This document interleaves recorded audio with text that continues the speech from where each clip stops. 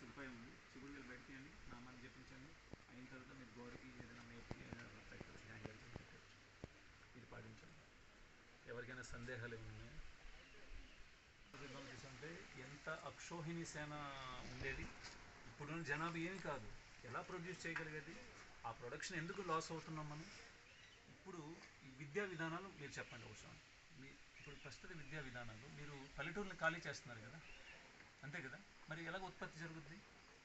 2 తరాల తర్వాత పల్లెటూరులో ఎవరు ఉంటారు? ఒక్కసారి ఆలోచించండి, ఎవరైనా ఉంటారా?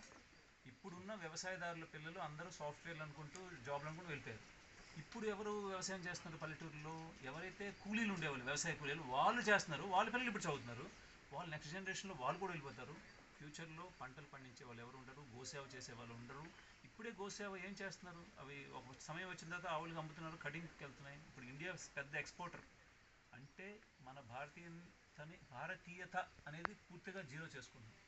మోడర్నైజేషన్ అంటే దాని వర్డ్కి తగ్గ మీనింగ్ ఏంటంటే మీరు ఎంత భారతీయతను విడిచిపెడుతున్నారు దాన్ని మోడర్నైజేషన్ అంటే. అన్ని విధాలు సమస్యలు తీసుకుంటారు. ప్రొడక్షన్ ఎప్పుడు, ఉత్పత్తి ఎప్పుడు తగ్గదు. ఎప్పుడైతే పద్ధతులు మారుస్తున్నామో, విత్తనాలు మార్పులు జరుగుతున్నాయో, ఇదంతా ప్రోపగేటెడ్ అనమాట, రాంగ్లీ ప్రోపగేటెడ్ మెసేజ్. ఎప్పుడు ఎంత ప్రొడక్షన్ ఇవ్వగలదు. మనం ఎంత భూమిని తవ్వుతున్నాం అంటే దున్నుతున్నాం, 8 నుంచి 10 ఇంచులు. దాంట్లోనే ఎన్ని తరాలు తిన్నారు ఇంతవరకు. మరి ఇప్పుడు ఎందుకు తగ్గిపోతుంది? మనం పద్ధతిలో మార్చడం తగ్గుతుంది ప్రొడక్షన్. వానపాముల సంఖ్య తగ్గుతుంది, ఇంకా అవును తగ్గిపోతుంది కెమికల్స్ వాడినప్పటి నుంచి. హరే కృష్ణ. అందరూ శ్రీకాకుళం యాస రాలేదండి మీకు? చాలా పెద్ద ప్రశ్న, బాగా మంచి ప్రశ్న వేశారు. నేను పుట్టింది ఎక్కడైనా, నేను చదివింది విజయవాడ, కాకినాడ, ఢిల్లీ, మధ్యప్రదేశ్, జాబ్. నేను ఆటోమొబైల్ ఇంజనీరింగ్ చేశాను. తర్వాత హీరో హోండాలో గుజరాత్ స్టేట్ హెడ్గా పనిచేశాను. రోజు ఇక్కడ ఏంటి, ఇక్కడ విధానం ఎలా ఉంటుంది? రోజువారీ విధానం చెప్పండి. 3:15 నుంచి ఉదయం పూట చెప్తాను. అదే మేము బ్రహ్మ ముహూర్తంలో లేస్తాం, అందరు చిన్నపిల్లలైనా అక్కడ. ఇక్కడ అందరూ ఇంచుమించుగా 3:15 నుంచి 3:30 మధ్యలో లెగిస్తారు. 4:30కి ఇక్కడ మంగళారతి ఉంటుంది, అందరూ వస్తారు, పిల్లలతో పాటు ఇక్కడికి వస్తారు. మంగళారతి అందరూ ఇక్కడికి వస్తారు. తర్వాత 5:15 నుంచి 6:30 వరకు అందరూ ఈ నామాన్ని జపిస్తారు, హరినామాన్ని. తర్వాత 6:30కి ఇంకొక ఆరతి ఉంటుంది, గురు పూజ అంటారు, గురువుకి పూజ చేస్తారు. ఆ తర్వాత అందరూ కొన్ని సేవలకు వెళ్తారు. తర్వాత 8:30, 9:30 మధ్యలో అల్పాహారం తీసుకుంటారు.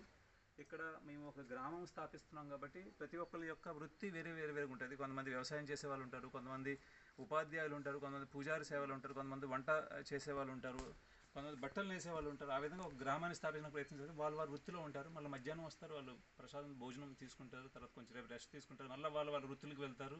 సాయంత్రం 6:30కి ఇంకొక హారతి ఉంటుంది, దాంట్లో అందరూ వచ్చి మళ్ళీ అటెండ్ అవుతారు. తర్వాత 7 నుంచి 8 మధ్యలో ఒక ప్రవచనం ఉంటుంది భాగవతం మీద, అది అందరూ వింటారు. శ్రీమద్ భాగవతం చాలా అద్భుతమైన గ్రంథం, అది అందరూ వినాలి ప్రతిరోజు. భగవద్గీత అంటే భగవంతుడు ఏదైతే ఉపదేశించాడు అది. భాగవతం అంటే భగవంతుడు శ్రీకృష్ణుని యొక్క దివ్యలీలలో ఆయన అవతారాల గురించి వర్ణించబడింది వేదవ్యాసుల ద్వారా. అది మహాపురాణంగా చెప్పబడి ఉంది. 18 పురాణాల్లో ఆఖరి పురాణం అది, 18వ పురాణం. అది ఇక్కడ మేము వింటాం. ఆ తర్వాత సమయం బట్టి 9కి అందరూ నిద్రపోతారు. అదే భగవంతుడు ఇచ్చిన ప్రకృతిలో ఆ విధంగా జీవించడం. మనం ఇప్పుడు ఎలక్ట్రిసిటీ అనుకుంటే మనం ఎక్స్టెండ్ చేస్తున్నాం 12 వరకు. పిల్లలు ఇప్పుడు స్మార్ట్ ఫోన్కి అలవాటు పడిపోతున్నారు, టీవీ సీరియల్స్కి అలవాటు పడిపోతున్నారు. వాళ్ళు ఎక్స్టెండ్ చేయడం వల్ల వాళ్ళకి రకరకాల disorders, health problems, stress, strain, చాలా ప్రాబ్లమ్స్ వస్తాయి. ఈ గ్రామంలో ఇప్పుడు ఎన్ని కుటుంబాలు నివసిస్తున్నారు? 13 కుటుంబాలు. వాళ్ళు ఆంధ్ర, తెలంగాణ, ఒరిస్సా రాష్ట్రాల నుంచి. మొత్తం ఇక్కడ 70 నుంచి 75 మంది మేము నివసిస్తున్నాం. ఇక్కడ కొండ దగ్గర కట్టారు కదా కొన్ని కుటీరాలు. అవును, అక్కడ వెళ్ళి మీరు చూడొచ్చు. ఒక కుటీరంలోకి వెళ్ళి లోపల ఎలా కట్టించారు, ఎలా నిర్మించారు చూడొచ్చు. బయట నుంచి ఎప్పుడైనా వచ్చి మేము అక్కడ ఉండడానికి అవకాశం ఉంటుంది, ఫ్రీ ఆఫ్ కాస్ట్. మీరు ఎప్పుడైనా ఉండి ఇక్కడ ఉండొచ్చు, కొన్ని రోజులు ఈ అనుభవాన్ని చూడొచ్చు మీరు. ప్రసాదం భోజనం కూడా మీకు ఇవ్వబడుతుంది ఆ రోజుల్లో. హరే కృష్ణ. అక్కడ నిలబెట్టి స్వామి గారు అక్కడ నిలబెట్టి చెప్పండి, రికార్డ్ చేస్తాను. చంద్రబాబు నాయుడు ఇప్పుడు ఇట్లా విషపూరితం అవుతుందని దీని మీద తీసుకురావాలనుకుంటున్నారు కదా, చూడండి. అలా మీరు ప్రకృతి వ్యవసాయం విషయం తెలుసుకోవాలి. ఇప్పుడు సమస్యల లిస్ట్ అనేది చాలా ఉన్నాయి. ఒక్క ఆరోగ్య సమస్య కాదు, ఇంక వేరే సమస్యలు ఉన్నాయి, సమాజపరంగా సమస్యలు ఉన్నాయి. మీరు ఒక చిన్న సమస్యని ఒక మార్పు చేసిన మిగతా సమస్యలు తీరు. అంటే ఇట్లా అని అంటే అట్లా చూడండి, దృష్టికి అందుకోసం చాలా పెద్ద రెవల్యూషన్ అవసరం. దాంట్లో కృష్ణ భక్తి లేనిదే మరి వాళ్ళకి మళ్ళీ కష్టాలకు వస్తాయి కదా. ఇప్పుడు చూడండి, జ్యోతిష్యం అనేది ఉంది, అదొక వేదం, అది వేదాంగం అంటారు. అందులో చెప్పబడి ఉంది ప్రతి ఒక్కడు ఏ సమయంలో పుడుతున్నాడు దాన్ని బట్టి వాడి గ్రహస్థితి అంటే ఏర్పడుతుంది. 9 గ్రహాలు ఏ స్థితిలో ఉన్నాయి దాన్ని బట్టి వాడికి ఆయుష్, తర్వాత వాడికి ఎప్పుడెప్పుడు ఏ సమస్యలు వస్తాయి, ఏం లాభాలు జరుగుతాయి, ఏం ఆరోగ్య సమస్యలు అన్నీ నిర్ధారించబడ్డాయి. చూసారా? మరి మీరు ఆరోగ్య సమస్యల్ని ఆహారంలో కొంచెం మార్పులు చేసుకుంటూ చేయగలరేమో, బాగు చేయగలరు. కానీ వేరే సమస్యలు, కుటుంబ సమస్యలు ఉన్నాయి, అవి ఎలా తీర్చగలవు? అంటే ఒక పెద్ద రెవల్యూషన్, కంప్లీట్ ఓవర్హాలింగ్ అవసరం. దానికి ఏంటంటే ఇలాంటి గ్రామాలు స్థాపించి భక్తి కేంద్రంగా ఉంటేనే అన్ని సమస్యల పరిష్కారం. అర్థమైంది కదా? మేము ఎంతో రెవల్యూషన్ చేయడానికి, ఎంతోమంది చెప్పడానికి ప్రయత్నం చేస్తాం. ఈ విధంగా నోటీస్ ఇప్పుడు చూడండి, భద్రాచలం ఇప్పుడు వచ్చారు, ఇది కొంతమందికి వీడియోస్కి వెళ్తుంది, కొంత ఇన్ఫర్మేషన్ తెలుస్తుంది. ఆ విధంగా వీళ్ళకి భక్తి పరంగా మనం మరల్చగలం అన్నమాట. ఎవరికి ఇప్పుడు చూడండి, ఎంతోమంది ఇక్కడికి వస్తారు, కూర్మగ్రామం వచ్చేవాళ్ళు మెయిన్లీ ఏం చూస్తారు, ఆ ప్రకృతి పరంగా ఎంత కొండలు ఉన్నాయి చుట్టూగా, పచ్చదనం ఉంది, అద్భుతమైన సౌందర్యాలు చూస్తారు. కానీ ఈ విధంగా వినడానికి అవకాశం చాలా మందికి, తక్కువ మందికి లభిస్తుంది. ఇది మీకు లభించిందని మీకు చెప్పేవాడిని కాదు, మీరు అడిగారు కాబట్టి మా గురించి వెంటనే ఓకే టైం తీద్దామని టైం తీసాను.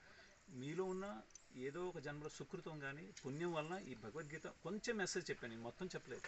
కానీ దీంట్లో ముందుకెళ్ళగలిగారైతే మంచిది. ఒకవేళ ఈ నామాన్ని మీరు తీసుకోగలిగారంటే దానికంటే ఉన్నతమైనది ఈ జీవితంలో మీరు పొందేది ఇంకేది కాదు, అది తెలుసుకోండి. హరినామము కడు ఆనందకరం అని అన్నమాచార్యులు అంటారు, రామదాస్ కూడా అంటాడు. అది ఎలాగుంటుంది, మీరు ఎప్పుడైతే చేస్తారో అప్పుడు ఆ అనుభవం తెలుసుకోగలరు. భగవద్గీత మేడం మీరు బాగా చదువుతారు. చదవండి, యథాతథం చదవండి. భగవద్గీత యథాతథం ఏదైతే ఇస్కాన్ ద్వారా వచ్చిందో అది ప్రపంచంలో ఇంతవరకు మార్పు తేగలిగింది.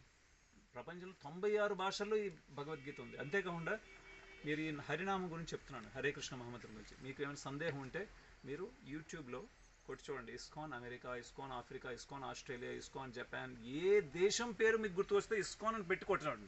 అక్కడ ఉన్న ప్రజలు ఈ నామాన్ని లక్షల కొద్ది మంది చేస్తున్నారు. అంటే అంత మార్పు ఎలాగలుగుతుంది? ఈ మాలలో ఎంత బలం ఉండాలి హరినామంలో. అందువల్ల ఇది చేయండి, చాలా లాభం పొందుతుంది. ఎందుకంటే మనకు వచ్చిన ఆచార్యులందరూ హరినామం చేశారు. మీరు చూసారు కదా, భద్రాచల రామదాసు కానీ, అన్నమాచార్యులు కానీ.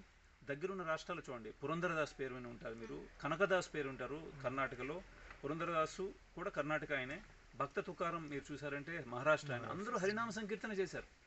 హరినామ సంకీర్తన ఒక్కటే మార్గం ఈ కలియుగంలో అన్ని సమస్యల పరిష్కారం. ఇప్పుడు రావాలి, ఇక్కడ ఉండాలి అంటే మీకు కమ్యూనికేషన్ ఇస్తారండి, అక్కడ ఫోన్ నెంబర్ ఇస్తారు. దానికోసం ఫోన్లు వాడతాం మేము, ఎవరైనా విజిటర్స్ కోసం, హెల్ప్ కోసం. అక్కడ కాంటాక్ట్ చేసి మీరు ఇన్ఫార్మ్ చేస్తారంటే మీకు అక్కడ రెడీ చేసేది. గురుగారు, మేము మన శ్రీకాకుళం నుంచి వచ్చాము. ఇప్పుడు నాకు చిన్న డౌట్, అదే చిన్న సందేహం. ఇది కంఠమాల ఉంది కదా, దాన్ని ధరించడం వల్ల ఏమైనా లాభాలు ఉన్నాయా? అంటే మనకి ఏ విధంగా? కంఠీమాల అంటే ఇది తులసితో తయారు చేసింది. ఇది ధరించామంటే ఈ శరీరాన్ని భగవంతుడు శ్రీకృష్ణుడికి అర్పిస్తున్నట్టు. ఇది ధరించామంటే మేము ఏది గ్రహించిన ఆహారాన్ని అది భగవంతుడికి అర్పించకుండా తీసుకుంటాం. భగవంతుడికి అర్పించి దాన్ని తీసుకుంటాం. వెల్లుల్లి ఉల్లి తినం, మాంసాహారం తినం. అప్పుడే ఇలాంటిది వేసుకోవాలి. ఇది కొంతమంది 2 లైన్లు వేసుకుంటారు, కొంతమంది 3 వేసుకుంటారు. మాకు దీక్ష అయింది, అంటే భక్తులు అంటే గురువు కదా, 3 వేసుకుంటాం. దీక్ష లేకపోతే 2 లైన్లు వేసుకుంటారు. ఆ విధంగా 2 లైన్లు వేసుకున్న వాళ్ళు కూడా సేమ్ మీలాగే ఇవే పాటించాలి నియమ నిబంధనలు. దీనికి ప్రత్యేకించి దీక్ష వరకు తీసుకుంటారా? అంటే ఎవరైనా వేసుకోవచ్చు, వాళ్ళు ఈ నియమాలు పాటించగలిగితే. స్వామి, ఇప్పుడు హరేనామ సంకీర్తన చేసి ఇక్కడే జీవనం సాగిస్తారు కదా. అవును, వంశాభివృద్ధి, పెళ్లి అనేవి ఉంటాయి కదా ఇక్కడ. అంటే వర్ణాశ్రమాలు ఉన్నాయి, 4 ఆశ్రమాలు, వర్ణాలు ఉన్నాయి, ఆశ్రమాలు ఉన్నాయి. అందరూ బ్రహ్మచారులు కొంతమంది ఉంటారు, కాషాయంలో ఉండేవారు, కొంతమంది గృహస్థులు ఉంటారు. ఎవరైతే కాషాయంలో ఉన్నారో వాళ్ళు బ్రహ్మచారి. అంటే ఇక్కడ బ్రహ్మచర్యం, వానప్రస్థం, గృహస్థం, సన్యాస్త్రం కూడా ఉంటుంది ఇక్కడ.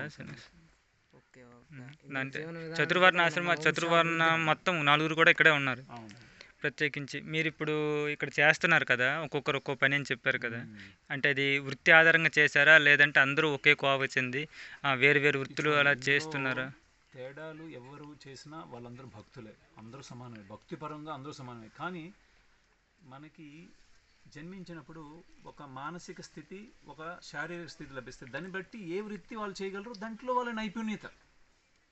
అందుకోసం దీన్ని ఏమంటారంటే సైకో ఫిజికల్ నేచర్ అంటారు. ఒక సైకలాజికల్ నేచర్ ఉంటుంది, నెక్స్ట్ ఫిజికల్ బాడీ ఉంటుంది. దాన్ని బట్టి వాళ్ళు ఎంగేజ్మెంట్ అవ్వాలి. సహజ సామర్థ్యం. అంతేగాని వాళ్ళ జాతి కానీ కులం ప్రకారం ఉండదు. అదే వాడు ఇప్పుడు నేను పుట్టిన తర్వాత డిసైడ్ అవుద్ది వీడు ఏం చేయగలడు, దాన్ని బట్టి వాడు ఎంగేజ్మెంట్ ఉండాలి. అది అంటే ఇక్కడ చేస్తున్న వాళ్ళు కూడా వాళ్ళకి నచ్చిన పని ఎవరు ఎందులో రాణించగలరో వాళ్ళ ఆధారంగా నిర్ణయించుకున్నారు పని. గురువుల యొక్క పర్యవేక్షణ జరుగుద్ది. వీడు దీనికి అర్హులు. నేను సొంతంగా డిసైడ్ చేశాను, తప్పు నేను డిసైడ్ చేశాను. వివాహం కూడా కులాలను అనుసరించిందిలో జరగదు కదా. అందరికి అందరూ వైష్ణవులు భక్తులు అందరికి సమానం. ఎక్కడైనా వివాహం జరగదు. భక్తులే ఉండాలి, కొన్ని నియమాలు పాటించి ఉండాలి. ఆ వివాహం ఏ స్త్రీకి వివాహం చేసుకుంటారో ఆ స్త్రీ ఇందులో జీవనాధారం పొందిన స్త్రీ అయ్యే ఉంటుంది. అవును, బయట స్త్రీని వివాహం చేసుకోరు కదా. అంటే ఇప్పుడు ప్రస్తుతానికి అన్ని గ్రామాలు లేవు కాబట్టి బయట స్త్రీలకు కూడా మేము వివాహం చేసుకుంటున్నాం. కానీ వాళ్ళు కూడా ఎవరైతే ఈ పద్ధతులు పాటిస్తారో ఓకే, వాళ్ళని వివాహం చేసుకున్న తర్వాత ఆ జీవితాన్ని ఆ స్త్రీ విడిచిపెట్టి ఇక్కడ ఈ జీవితం కలవాలి. ఇలాంటి ఆశ్రమాలు ఇంకెక్కడ మన దగ్గర ఈ క్వశ్చన్లు ఎందుకంటే మానవుడు కోరికలు విలాసవంతమైన జీవితం ఎప్పుడైతే విడిచిపెడతాడో అప్పుడు ఇందులో ఈ ఉన్న మోడర్న్ జనరేషన్కి జీవించవచ్చు. ఇప్పుడు కోరికలు లేకపోతే, కోరికలు ఉంటే జీవించలేదు. మనిషి శరీరం ఇక్కడ ఉంటుంది కానీ మనసు ఎక్కడో తిరుగుతుంటుంది. అందువల్ల ఈ పెళ్ళి అని ఇవన్నీ క్వశ్చన్లు అడగడానికి కారణం అది. ఇప్పుడు ఈ ఆశ్రమం ఉంది కదా, ఈ ఆశ్రమంలో ఇప్పుడు వేరు వేరు విధాలుగా ఉన్నాయి కదా, ఇలాంటిది ఇంకెక్కడైనా ఉన్నదా మన దగ్గర? భారతదేశంలో 4 ఉన్నాయి ఇలాంటివి. గుజరాత్లో ఉంది 13 సంవత్సరాల నుంచి, తర్వాత పంజాబ్లో ఉంది 8 సంవత్సరాల నుంచి, ఆంధ్రప్రదేశ్లో ఇది 6 సంవత్సరాలు అయింది, మధ్యప్రదేశ్లో 5 సంవత్సరాల నుంచి ఉంది. ఇవన్నీ చూసాక చెక్ రిపబ్లిక్ రష్యాలో ఇలాంటి గ్రామం ఉంది. త్వరలో రష్యాలో ఇంకో గ్రామం, అమెరికాలో ఒక గ్రామం ప్రారంభమయ్యే అవకాశాలు ఉన్నాయి. మళ్ళీ కరెంట్ లేకుండా, గ్యాస్ లేకుండా. అంటే మీకు అవకాశం ఉండి తీసుకోవట్లేదా, లేదంటే ఇంకా పూర్తిగా వద్దు అనేసి విడిచిపెట్టేశారా సౌకర్యాలు, అంతే కరెంట్ లాంటిది? అంటే అవన్నీ సాధారణ అలాంటి లేకుండా మనం జీవించగలము. భారతీయ జీవన విధానంలో లేనివి మేము వాడం. మన పాత ప్రాచీన జీవన విధానంలో లేనివి మేము వాడం. అంటే వాడాలని అవకాశం ఉన్నా కూడా అంటే ఏదో ఒక దానికి లోపం ఉంటుంది, ఏదో ఒక సమస్య ఉండేదే అవన్నీ. ఎందుకంటే విదేశీయుల పద్ధతులు, సమస్యలో మీరు మునగాలంటే అందులోకి వెళ్ళాలి. అంటే కావాలని త్యజించేస్తున్నారు. కావాలంటే మన శాస్త్రంలో ధర్మానుసారం ఏంటి చేయాలో ఏం చేయకూడదో తెలియజేయబడింది. దాని ప్రకారం జీవనం.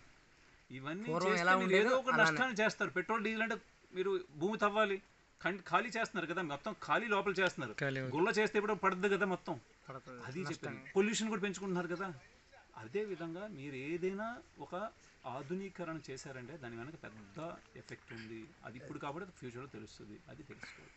మీ ఫ్యామిలీ మొత్తం ఇక్కడ ఉన్నారు, అన్ని త్యజించారు. ఇక్కడ స్కూల్ లాంటిది ఏమైనా ఉందా, పాఠశాల, వేద పాఠశాల విధానం? ఇక్కడ గురుకుల పిల్లలకి అందరికీ అక్కడ వాళ్ళకి ఏమి విద్య బోధన బోధిస్తారు? ముఖ్యంగా ఇక్కడ ఏవైతే భాషలు ఉన్నాయో భాషలన్నీ నేర్పిస్తాం. దాంతోపాటు వాళ్ళకి భగవద్గీత, భాగవత జ్ఞానం, సంస్కృతం, దాంతోపాటు లెక్కలు ఎంత అవసరం, వాళ్ళకి సామాన్య శాస్త్రాలు ఇవన్నీ ఎంత అవసరం అంత నేర్పిస్తాం. ముఖ్యంగా వాళ్ళ జీవిత అవసరానికి అన్ని సమస్యల నుంచి పరిష్కార మార్గం ఎలా చేయాలి, వాటికి తగ్గట్టుగా విద్యా విధానం ఉంటుంది. ఇప్పుడు వేదాలు, వేదంగాలు, ఉపనిషత్తులు ఇలాంటివి ఏమైనా నేర్పిస్తారు? వాటి యొక్క సారం భాగవతం అంటారు, దాన్ని నేర్పిస్తాం. వాటి మన చదవడానికి ది బెస్ట్ మహాభారతం, భాగవతం, భగవద్గీత. ఏమిటి ఇందులో ముఖ్యమైనవి ఇది చదివితే ఇవన్నీ కవర్ చేస్తుంది అన్న బుక్. భగవద్గీత అనేది మహాభారతంలో 1,10,000 శ్లోకాలు ఉన్నాయి. అందులో 700 శ్లోకాలు మాత్రమే భగవద్గీత. మహాభారతం జ్ఞానం అందరికీ ఉండాల్సిన అవసరం ఉంది. భగవద్గీత చాలా ముఖ్యమైనది, చాలా విలువైన జ్ఞానం అది. అంటే ఇప్పుడు మహాభారతంలో ఒక పర్వం భగవద్గీత. దాని తర్వాత భాగవతం, రామాయణం ఇవి కూడా అవసరమే. ఈ 3 గ్రంథాలు చాలా ముఖ్యమైనది, భగవద్గీత, భాగవతం, రామాయణం. జనరల్గా మహాభారతం తెలుసుకున్నాం, రామాయణం తెలుసుకున్నాం, అంతకు మించి భాగవతం అద్భుత గ్రంథం, సామాన్యమైన గ్రంథం కాదు. మీరు చదవండి, అందులో 12 స్కందాలు ఉన్నాయి, 18 పుస్తకాల్లో వర్ణించడం జరిగింది. అది సామాన్యమైన శాస్త్రం కాదు. మీకు ఒక్క మొదటి స్కందమైనా తీసుకెళ్ళి చదవండి, అమృతం అంటే ఏంటో రుచి మీకు తెలుస్తుంది. అంత అద్భుతమైన గ్రంథం భాగవతం. సరళమైన మన తెలుగు సంస్కృతం లేకుండా మధ్యలో, అంటే ఇది పద్య రూపంలో ఉందా, గద్య రూపంలో ఉన్నా భావార్థం ఇచ్చింది తెలుగు సరళమైన తెలుగు. అది ప్రాబ్లం అంట, అది లేకపోతే చదవలేం. అవును. ఇప్పుడు మీ చేతిలో ఉంది కదా ఆ మాల, దాని గురించి ఒకసారి చెప్తారా మాకు? అంటే కలియుగంలో యుగధర్మం హరినామ సంకీర్తన అంటారు. ఎవరైతే హరినామ సంకీర్తన చేస్తారో లేదా హరినామాన్ని జపం రూపంలో చేస్తారో వాళ్ళకి చాలా ప్రయోజనాలు జరుగుతాయి. ఎందుకంటే మనం అంత సమయంలో భగవంతుడు శ్రీకృష్ణుడిని స్మరించాలి, అది ధ్యేయం అన్నమాట. అది ముఖ్యమైన ధ్యేయం ఏంటంటే అంతే నారాయణ స్మృతి అంటారు. అంత సమయంలో ఆయన స్మరించడం వల్ల మనం ఈ భూలోకాల్లో కాకుండా వైకుంఠ లోకానికి వెళ్తున్నాం. అది భగవద్గీతలో భగవంతుడు చెప్తున్నాడు ఏమంటే, అంతకాలేచ మామేవ స్మరణ ముక్త కలేవరం యః ప్రయాతి సమద్భావం యాతి నాస్తస్త్ర సంశయ. అర్జున, ఇందులో సంశయం అనేది ఏం లేదు. అంతకాలే, మరణించేటప్పుడు ఎవరైనా నన్ను స్మరించారా వాళ్ళు నా గతిని పొందుతున్నారు, అంటే నా లోకాన్ని పొందుతున్నారు. అది పొందాలంటే అంత సమయంలో భగవంతుడు స్మరణ చేయాలంటే దాంట్లో భక్తి అనేది మనం అలవర్చుకోలేదు. దాంట్లో కలియుగంలో యుగధర్మం, హరినామ సంకీర్తన, దాంట్లో ముఖ్యమైనది జపం చేయడం. జపం చేయడానికి ఇలాంటి పూసల మాల ఉంటుంది, 109 పూసలు ఉంటాయి. ఒక పూసకి ముడి వేసి ఉంటుంది. అది కాకుండా మిగతా 108 పూసల మీదే నామాన్ని జపిస్తాం. ఈ నామాన్ని జపించడానికి చూపుడు వేలు వాడడం. అందుకోసం ఏదైతే ముడి వేశారో దాని పక్క పూసని మధ్య వేలు మీద పెట్టుకొని బొటన వేలుతో పట్టుకుంటాం. దీన్ని కొంచెం గట్టిగా చెప్పాలి, మీకు వినబడాలి. హరే కృష్ణ కృష్ణ కృష్ణ హరే హరే, హరే రామ రామ రామ హరే హరే అని ఒక పూసను వెనక్కి మీ వైపు నడపాలి. మరలా చెప్పాలి, హరే కృష్ణ కృష్ణ కృష్ణ హరే హరే, హరే రామ రామ రామ హరే హరే అని. ఇలా నడపడానికి మీకు 8 నుంచి 10 నిమిషాల సమయం పడుతుంది. ఈ సమయాన్ని కేటాయించారంటే మీరు చాలా అద్భుతమైన ఫలితాలు పొందగలరు. ముఖ్యంగా ఆధ్యాత్మిక ఫలితాలు, భగవద్ అనుభూతి, భగవత్ యొక్క అనుగ్రహం లభిస్తుంది. ఇది నామం చెప్పించడం బయట చెప్పించకూడదు, ఇలాంటి సంచులు పెట్టి చెప్పించాలి. ఇలా పెట్టి చూపుడు వేలు తీయడానికి ఇందులో ఒక చిన్న సందు ఉంటుంది, అందులో తీసి నామాన్ని జపించండి. అయిపోయిన తర్వాత మీరు గోడకి అక్కడ తరలించవచ్చు. దీనికి ఏమి నియమాలు నిబంధనలు లేవు, ఎవరైనా జపించవచ్చు. హరే కృష్ణ. హరే కృష్ణ. గురువుగారి గురించి నాకు ఏమైనా మీరు సందేశం ఇవ్వాలనుకుంటే కొంచెం. అంటే ప్రపంచవ్యాప్తంగా ఇస్కాన్ అనే సంస్థ ఉంది, మీకు తెలిసే ఉంటుంది. దాన్ని, ఆ సంస్థని స్థాపించిన వాళ్ళు ఆయన ఉన్నప్పుడే బ్రహ్మకుమారి ఆయన కాదు. ఇస్కాన్ అనేది సంస్థ వేరు, అంతర్జాతీయ కృష్ణ చైతన్య సంఘం, International Society for Krishna Consciousness. Chaitanya Mahaprabhu భగవంతుడి యొక్క, రాధాకృష్ణుల యొక్క యుగల రూపం ఆయన. భగవంతుడు ఆయన స్వయంగా. ఈయన గురువు గారు, గురు పరంపర ద్వారా భగవంతుడి యొక్క జ్ఞానాన్ని ఇప్పటి వరకు అందించగలిగారు. భగవద్గీత, భాగవతం యొక్క ఎక్కువగా భాష్యాన్ని రాసిన వాళ్ళు. ప్రపంచవ్యాప్తంగా ఈ భక్తిని తీసుకెళ్ళగలిగిన మహాపురుషులను. ఈయన పేరు ఏసీ భక్తి వేదాంత స్వామి శ్రీల ప్రభుపాద్ అంటారు. చాలా పేపర్లు అంట, చాలా ప్రభుపాదుల వారు అనేసి విన్నాం. ప్రభుపాదులు అంటారు. స్వామివారు జన్మం అంటే మన ఎక్కడ, మన వెస్ట్ బెంగాల్లో జరిగింది, కలకత్తాలో. ఆ తర్వాత ఆయనకి 69 సంవత్సరాలు అయిన తర్వాత విదేశాలకు వెళ్ళి అక్కడ ప్రచారం చేశారు. అక్కడ ఇస్కాన్ స్థాపించి మొత్తం ప్రపంచవ్యాప్తంగా ఎన్నో మందిరాలను స్థాపించగలిగారు. హరే కృష్ణ.